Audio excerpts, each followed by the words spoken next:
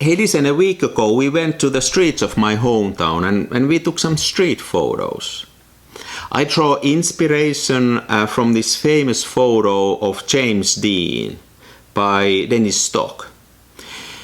And then when I came back home, developed the images and started to edit them, I took this James Dean image again and I look at it and studied it, and it started to make me think, and I think these thoughts might interest some of you. So here we go. So first of all, we need to think about what's our approach to photography. For me, it is that it's the photograph that matters, not what's in the photograph. Photograph is an artifact, and it either works or not. It's either good or bad. It's either interesting or not. But what's in it is secondary. It's like if I had a bad photograph of Marilyn Monroe, it's still not a good photograph. I got a bunch of pictures of my kids, them growing up, and the majority of them are really bad photographs. But they are valuable to me because my kids are in them, but as photographs they are worthless. Also, if I would take pictures of a good cause, to promote a good cause, say fighting poverty and homelessness, but I would take bad and uninteresting pictures, the pictures wouldn't get any better even if I did that for a good cause. And then of course the other way around, even an uninteresting subject can be an element of a good photograph if the photograph is executed well. You follow my thinking? It's a photograph that matters, not what's in it. I know some of you disagree. Some of you have a totally different approach to photography. You might be more in the kind of a documentation part of it, or remembering things, memories. And then you might have a totally different value structure. But for me, a photograph is important and essential if it's a good artifact, if it's a good photograph. So now let's go back to Dennis Stock image of James Dean. If we study the background of this photograph, for Dennis, it clearly is the subject that matters. So he may be in the other end of the spectrum than I am. So here's the story. The photo begins when Dennis Stock, a Magnum photographer, met James Dean at a party in Hollywood. Stock, intrigued by Dean's charisma and rising fame, proposed a photo essay to capture the actor in his element. Dean, who was becoming known for his introspective and rebellious style, was reluctant at first, but eventually agreed. He wanted to show the world the real James Dean, not just the Hollywood actor, but the man behind the fame. So now we need to keep this in mind. For Stock, it was really about James Dean, and he went to the lengths to get him as his model. So then the second thing, keeping in mind what I just said, we need to look at the editing of this picture. And almost equally famous as this photograph is this blueprint of the editing process. It's Dennis Stock's plan for how he is dodging and burning the image and framing it. And it really shows that he is interested in James Dean. Even the fence that he amplifies is there only to support James Dean. Now then, going back to my approach to photography, I couldn't care less about James Dean. And it doesn't make this picture better or worse. I judge this picture as there is a man walking on the street. And is that a good photograph? And I would have probably done it slightly differently, coming from my perspective and my background, and I would have created maybe more like an image by Alfred Eisenstadt, another famous Times Square image. But this was the choice of Dennis Stock, and it's a great picture. But there's now the third thing, which is, does the editing, laborious, skillful editing, make a picture better? And here I claim that it's part of the fame of this picture. But in the modern time and age, when the tools are available for everybody and they are really easy to use, this kind of skill doesn't impress anybody anymore. Like, you can do this with a couple of sliders in your Lightroom. So even that doesn't really hold water anymore, but we need to look at this photograph as it is, not through the importance of James Dean or not through the importance of the editing complexity. I don't think those two hold any value in this image. So now, as I said, a week ago we went on the streets of my hometown and I took a few pictures. Now, it's not Times Square, but it's not too shabby. It's a nice perspective, and I kind of see a little bit similar kind of leading lines that one might get in New York. Now, after I had taken those pictures and developed them, I scanned them and took them into Lightroom, and I wanted to do a few edits. Let me now show you what kind of edits I did. Now then, for this image, let's do the editing inspired by Dennis Stock. First, let's make this really white, less contrast. Then let's ask AI to find us the subject here.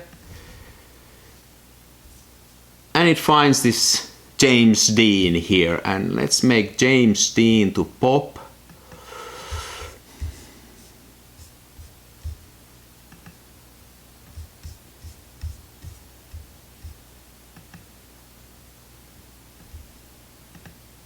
Like this. We can make the background even lighter to make the difference more visible.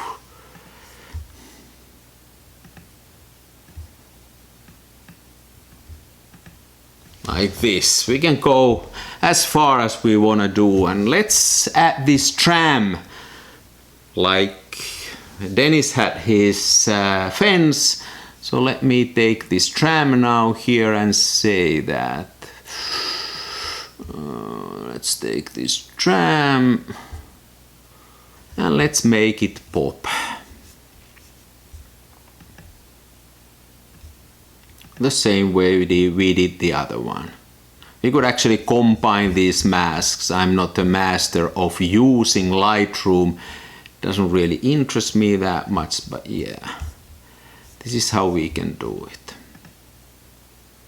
So here are these two images now side by side, so you can see what kind of design decisions I did when creating this more Dennis Stock type of James Dean image. So then, even as a party trick, that doesn't impress anybody anymore.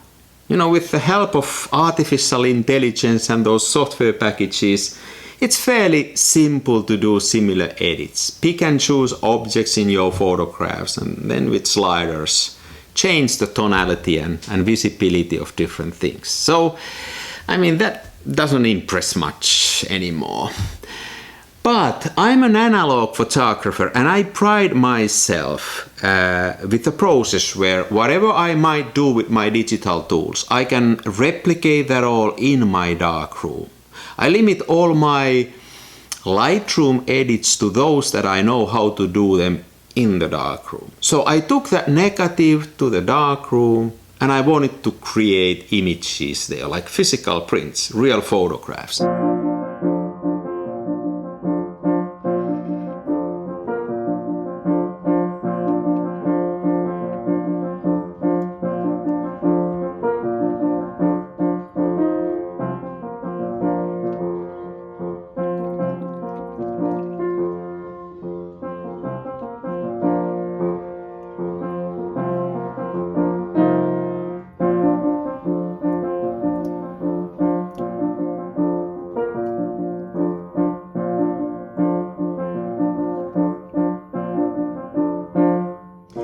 the first image I created was a fairly neutral image.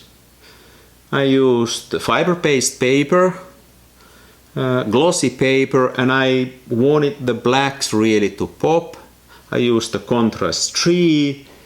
I gave a little bit more light to the sky to make it really white, and then to the front to make this wet really look wet.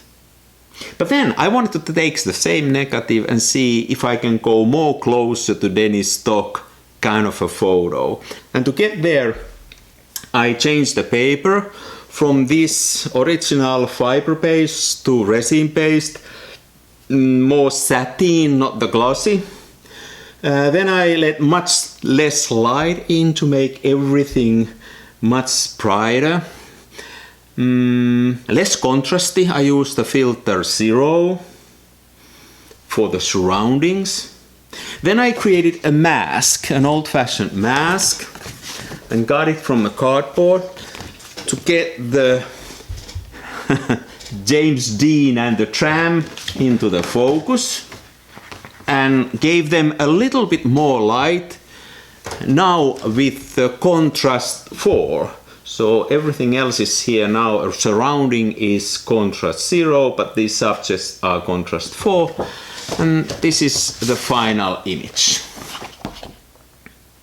So these two images are from the same negative, and as you can see they are fairly different, and it now totally depends on what do you want to do. Do you want to show the dude and the tram, or do you want to show the entire cityscape and the wetness and all that? I'm not saying one is more important than the other. All I'm saying is that I judge these pictures by what they look like, not based on who is this guy with the umbrella. That's how I deal most of the time with my photographs. Okay, and then last and probably the least, I did the unthinkable. I of course don't have access to Dennis Stock's negative of James Dean, but I had the second best.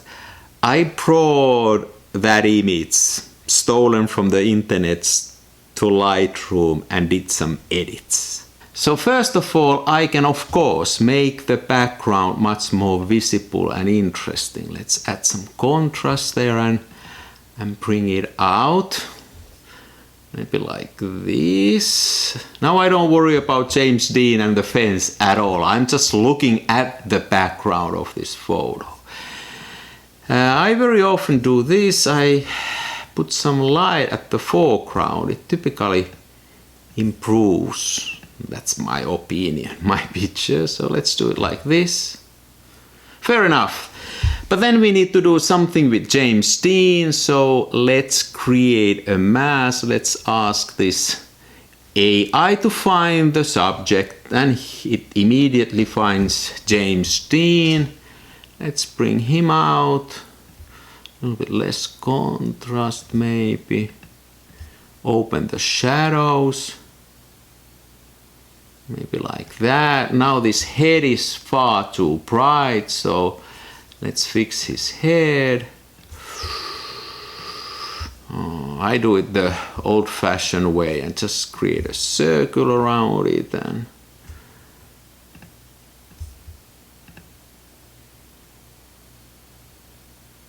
there's still some white around his hair, but I don't mind it right now. I can fix them later. Then maybe we want to take this fence and make a mask around the fence.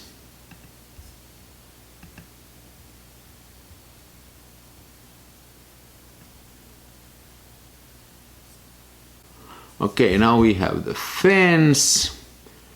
Let's open it up a bit. Not that much. Maybe like this. If we now compare these side by side, there's a totally different view now. Maybe this James Dean guy is still a little bit too bright, so let me make him a little bit less. Maybe like this.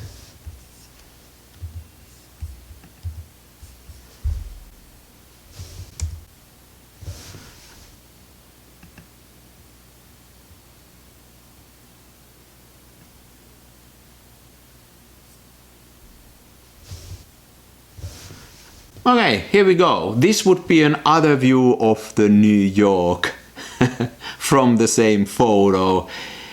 I don't know. Maybe I like this. Hey, listen, I have no street credibility, I have no authority, I have no permission, and I have no skills to judge and question Dennis Stock's work. I don't even want to imply that. The only thing I wanted to point out is that through editing, so much can be done to emphasize different things and to tell the story you want to tell. And then maybe for a guy like me who doesn't really think much of James Dean, I would have come to a different conclusion and created a different kind of pitch. And that's fascinating, and that shows the importance of editing. That's basically what I wanted to show to you. And also, it's always a good thing to look a bit deeper into a work of a master, and to somebody who you respect and whose photograph has clearly stood the test of time. You can always learn something. Thanks for watching. Next time something else.